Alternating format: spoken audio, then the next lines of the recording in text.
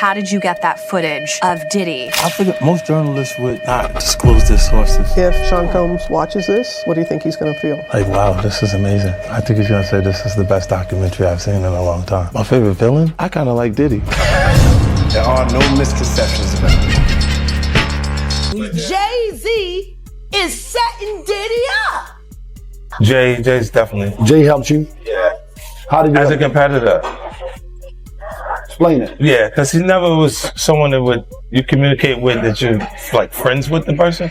But I always respected him because he was never an actual competitor in actual fact. He was someone who was a competitor through perception. They was close enough that they wasn't playing basketball, they wasn't playing baseball, they wasn't playing football, and they wasn't playing hockey or soccer for Diddy to come on stage, pat him on his ass, and then make the statement to people in the world that can't nobody call me Sean but Jay-Z. And B was, one time she jumped off of the ledge, came running over because she thought me and Jay had issues, and I was like, what the? And I was like, did she really just jump down and run over here like that? Beyonce jumped off a ledge. Yeah, what happened? It was in the Cosmopolitan, huh? She really a superhero. She jumped down and no, she was like, this what? Like that Bonnie and Clyde for real? You try this or what, boy? I'm here. Word. She looked down like at me. I said, Was Solange with her? She looked at me like that. A new storm is building. What started as a documentary about Sean Combs is now turning into something much bigger. Because this time, it's not just about one man. It's about power. It's about connections. And it's about the people who were always standing. Just close enough. For years, 50 Cent has been one of the only voices willing to challenge the industry publicly. Not subtly, not privately, but directly. And now, after the release of his Netflix documentary, the conversation has changed. Names. Like Jay-Z, Beyonce, and even Oprah Winfrey are being pulled into a narrative that many believed would never reach them. But the real question is this exposure? Or is this the beginning of something far more calculated? These were private conversations, and that he and Diddy could talk openly, and Mark could talk to Diddy not just as a client, but as a person, and try to guide him in a time leading up to his arrest. And unbeknownst to Mark Agnifilo, Diddy has got this guy recording the conversation as he's sitting there saying, you are screwing this up, you are messing up this case, we're losing. And knowing that that's on tape. And it's almost like he's performing for the camera and not telling Mark what's going on. And the really enraging part about it is that Mark Agnifilo won this case for Diddy with legal strategy. It wasn't just an accident that this jury that had heard all of this in the news before the trial voted not guilty on all the serious charges. It was Mark Agnifilo that did that. Yet Diddy secretly records this guy and embarrasses him. And yeah, you could say, well, Diddy never expected that it would end up being broadcast somewhere else. Well, okay, but Diddy was planning on using it, or he wouldn't have had it recorded in the first place. So it's just really, really unfair. And I know that in a way this sounds crazy, that I'm getting so upset about Diddy, and yet there's video of Diddy beating Cassie. Well, that's horrendous, but that doesn't mean you can't look at something else as... What makes this situation even more complex is that it's not just about allegations anymore. It's about behavior behind the scenes. Because when someone starts recording their own lawyer, when strategy becomes performance, it raises a different kind of question. Not just what happened, but what was being planned. And this is where things begin to shift. Because according to people close to the situation, this wasn't chaos.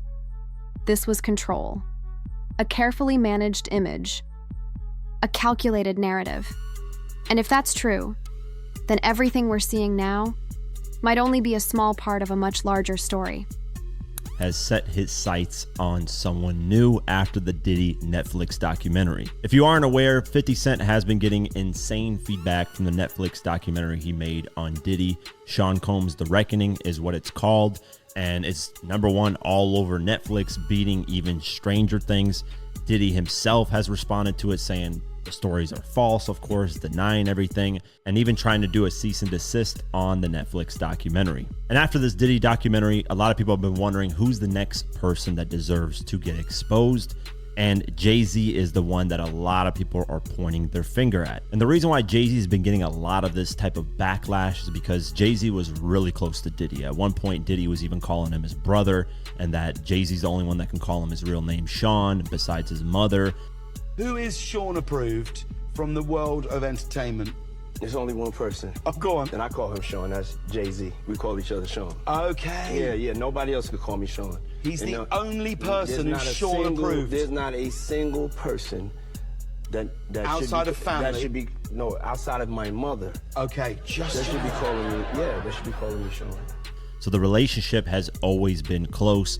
They had those parties every single year. I think the Rock Nation brunch is what they're called. And Diddy was obviously the right-hand guy next to him at those parties.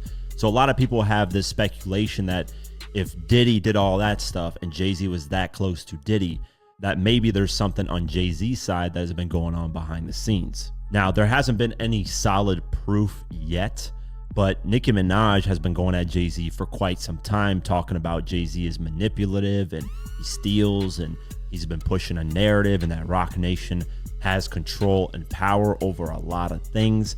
And I can kind of understand where she's coming from to a certain extent. We got to remember when Jay-Z went up on the Grammy stage and said Beyonce never won Album of the Year and complained about that, literally the following year, Beyonce wins Album of the Year, which is just something like, if that doesn't show you that there is some power going on there, that there is something behind the scenes that Jay-Z controls, it's clear as day that it's all politics on who wins Grammys, who gets the better light and things. So that kind of opened my eyes, as to Rock Nation's power and how they manipulate things in the media. I'll never forget Jay-Z would get this like special treatment all the time when it comes to the media. I mean, Hot 97, when they interviewed Jay-Z, they literally rolled out a red carpet. They never did that for any other artist. So Jay-Z's always had this kind of special treatment when it came to things. But now the question is Jay-Z involved in crazier things? I mean, there's been a lot of speculation in a lot of different ways, and people are pointing their attention towards 50 Cent wanting him to do a Jay-Z documentary. And it looks like he might actually do it, because on Instagram he posted a drawing of Jay-Z that kind of makes fun of his looks, and he posted that photo and he said this in the caption: "Please stop sending me stuff like this. I'm not gonna post it." Basically making a joke, because obviously he posted it on his social media. But, and here's the interesting but in this, is someone commented on the post, and the comment got liked by 50 Cent. And this is the comment. It's from Dom KMDA. I hope I'm pronouncing that right, Dom Kanmata. He commented saying, "My only question, he's next, isn't he?" And 50 ended up liking that comment. And here's the thing. I actually saw this on Twitter and X, whatever, Twitter X, whatever you want to call it. And I wanted to confirm, is this real? Because a lot of people Photoshop these type of things just to create drama and create this speculation. So I actually DM'd the guy himself, and I showed him the photo, and I asked him, "Hey, is this a real photo? Did 50 like your comment?" He said, "Hey, yes, he did." And I was like, perfect. Thank you for confirming. Thought it was Photoshopped. I will appreciate the response. And he said, "I was surprised as well. Didn't see that coming." So shout out to him for, responding to my DM and confirming that, the comment actually got liked by 50, because, a lot of people Photoshop and spread narratives. So me being the proper journalist, or whatever you want to call me, news reporter, I, wanted to go get to the source and see if it was actually real. There's also something that's very interesting that went over a lot of people's heads, and that's the documentary coming out on December 2nd. That Diddy documentary coming out on that date. Literally 2 days later, you have Jay-Z's birthday, December 4th, which to me sends a subliminal message to Jay-Z that you're next. So that's crazy. That just, to me, shows that 50 is potentially gonna work on something going at Jay-Z, and he might get Nicki Minaj involved, because Nicki Minaj has a huge issue with Jay-Z with a lot of things, and I don't even know the full details of that because she's gone at Jay-Z for quite some time now. This is where things take a serious turn, because for the first time, the focus is no longer just on Sean Combs. Now, the spotlight is slowly shifting towards Jay-Z, not because of confirmed accusations, but because of proximity. The same events, the same rooms, the same circles of influence, and in today's world, that alone is enough to raise questions. But what really made people pay attention wasn't just speculation, it was something much smaller, but far more deliberate. A like, a post, a subtle signal, you're next. And coming from 50 Cent, that doesn't feel random, because when he hints at something, people start watching. And once that happens, the story doesn't stay where it started. He was running with that whole crew. They want to know how we're going to do it, how the public is going to take him. Is the public going to let him back in? And the public is not. The public is already canceling him. I don't believe the industry has canceled him yet. All those people who went to those Diddy parties, not one of them had came out and denounced what he has done. I haven't heard one of them.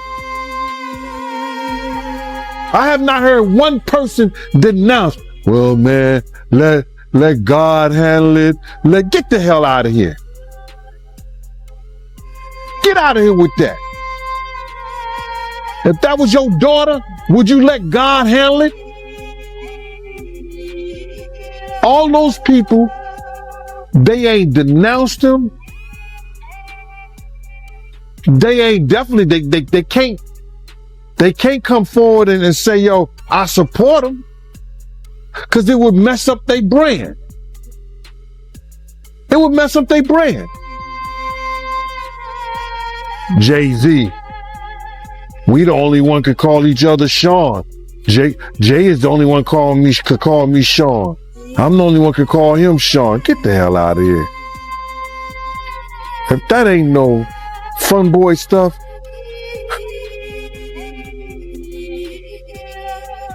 But you ain't had not one person, brother, not one person sit there, denounce what he did, or come forward. And this is where the silence becomes louder than anything else. Because when something this big happens, you expect reactions, you expect statements. But instead, there's hesitation, there's distance, and in many cases, nothing at all. And for many observers, that silence doesn't feel neutral, it feels strategic. Because in an industry built on image, sometimes saying nothing is the safest move of all.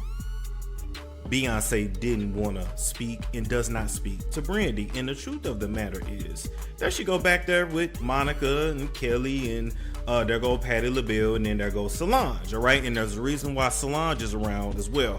Because if you guys don't know, for a while, Solange and Beyonce actually were not on speaking terms, but they're back talking now, they're back cool, and basically Solange is around to keep Beyonce spiritually protected. Solange is the spiritual protector of that family. Don't get it twisted. Mama Tina is powerful. Solange is the most powerful list. You better ask some damn body, all right?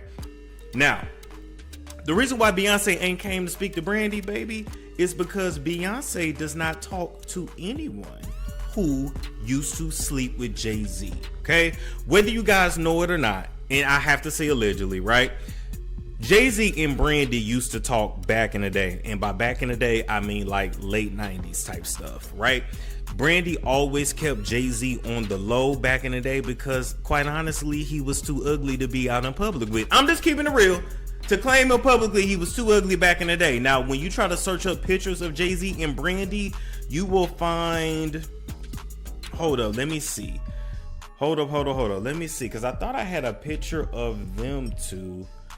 Brandy and Jay-Z. Now this would have been from let's see, Beyonce, Jay-Z, Brandy and Jay-Z. Okay, there we go. Now this picture of them was in 2002.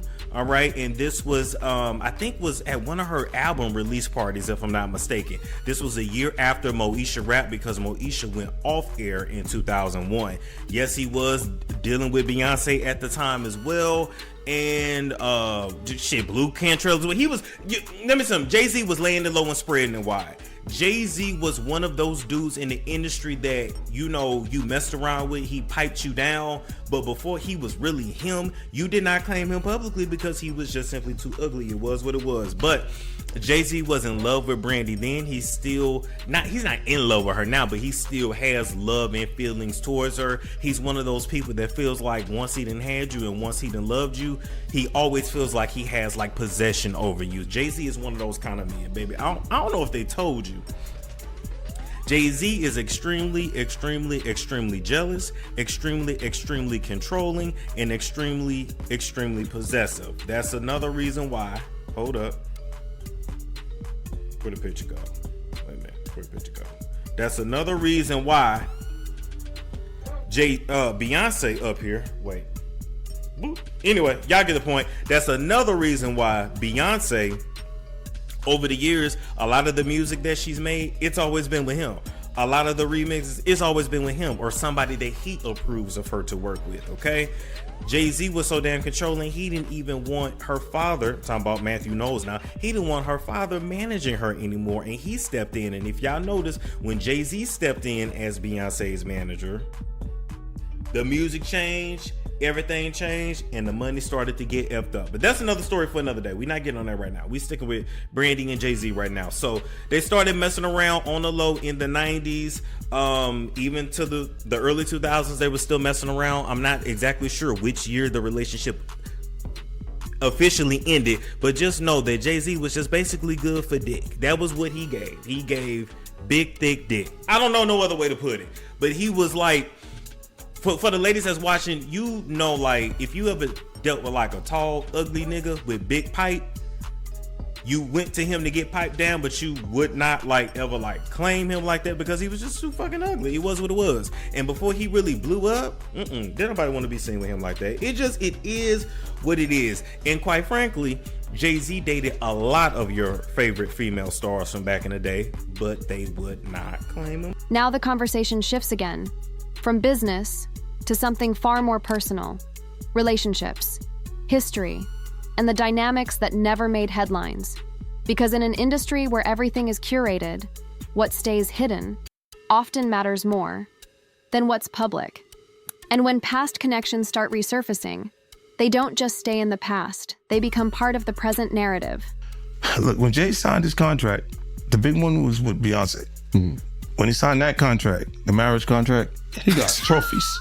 Now those fucking trophies, trophies came rolling in, buddy. He started getting Grammys left and right, man. I mean, look, listen, if you look at his career, This guy. You're gonna let him say that? Jay was getting Grammys. he had one. Exactly. He had one. And he ain't show up. No, he had like 20 now. Hold on. He had like 18 since he been down. Look, he had one, bro. Hard Knock Life. Hold on. You're not wrong. He was At one. the same time. After that, he got them shits. He's like drinking. His pictures with him like fucking things to cup.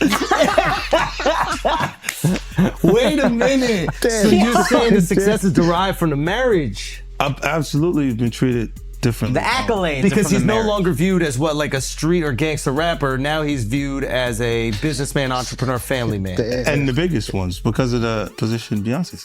Oh, wow. Right? You were connected to the biggest. Jay got it for the music. Jay got it for the music. You didn't see.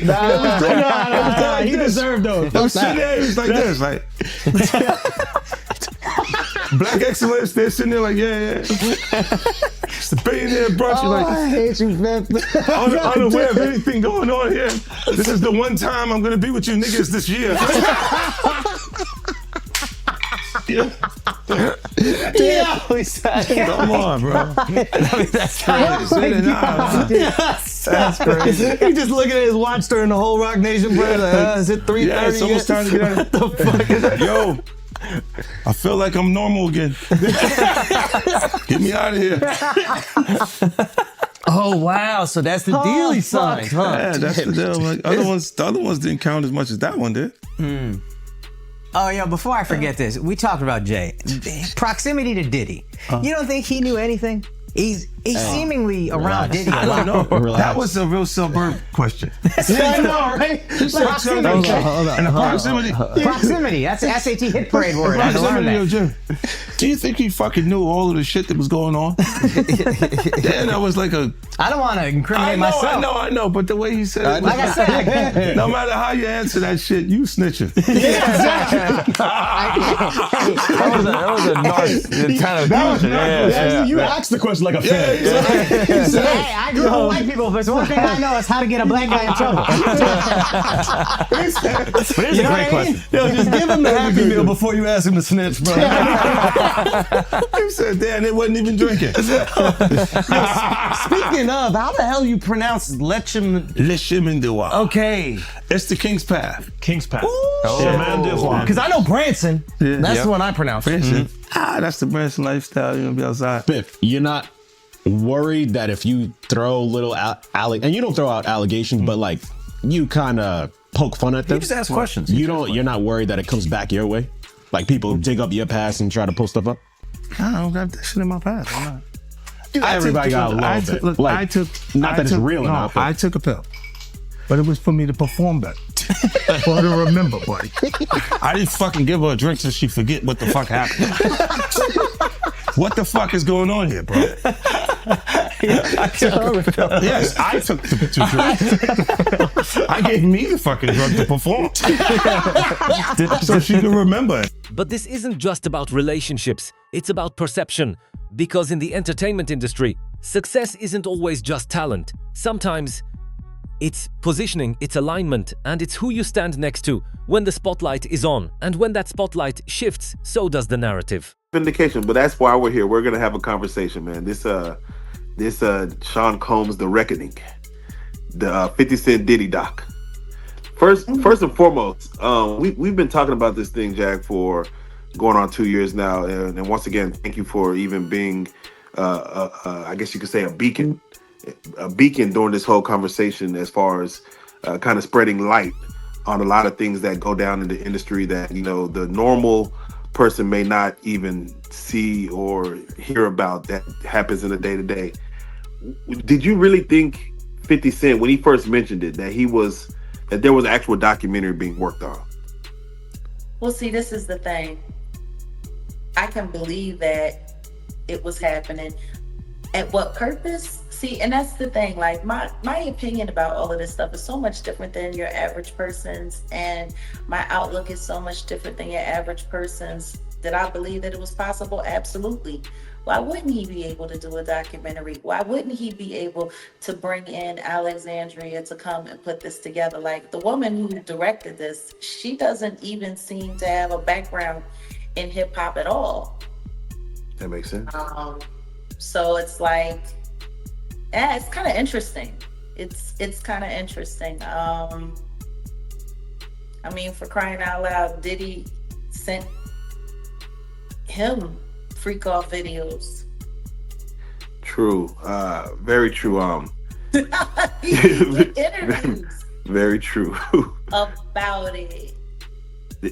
Did you feel that just 50 Cent's name being attached to it again? These are two, as everyone knows, the three names in hip hop are Jay-Z, Diddy, 50 Cent, when it comes to the status of where you could get as a business or a brand.